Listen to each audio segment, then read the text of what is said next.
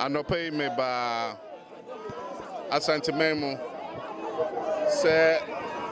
ye beye dwumadie bi ewo nkawie ye Tree for Life initiative na mebesi ye no na regional minister eka atorenchen bi a esi ewo Adum ha nti sese a na ewie sa dwumadie no na mese mentu anamon embehwe na esi na ampanso Ayareho and if it's our share and Yoma say any enkrofo stores are ashe na ayadia ayo how ye enti nedika meda fire service for ase any modern boy amoye ya omwetimi abre ejano ano ase na yewie ano a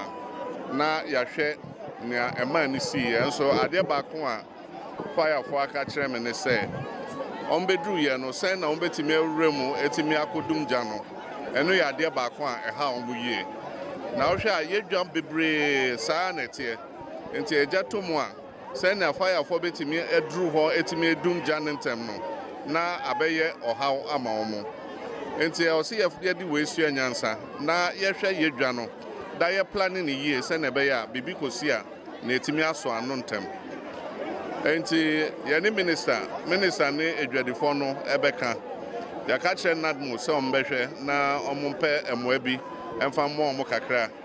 yani chief of staff nso bekasa enti nya Asante regional minister ene ombeka no na ya hwe emoa ebetimi de abo omo se na be ya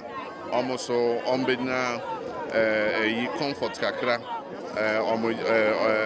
ene ohawa ato omo no se na be ya ye bebre anu ase kakra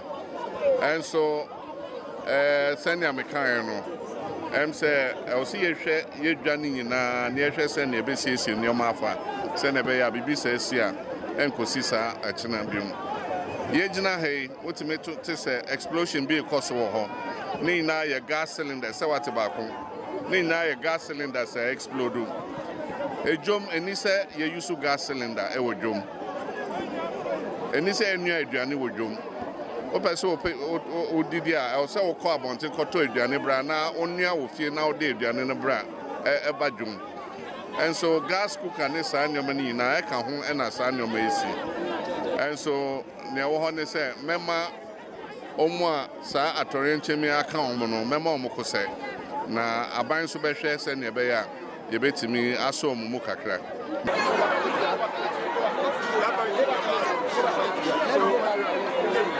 Yaro Adema the Ghana staff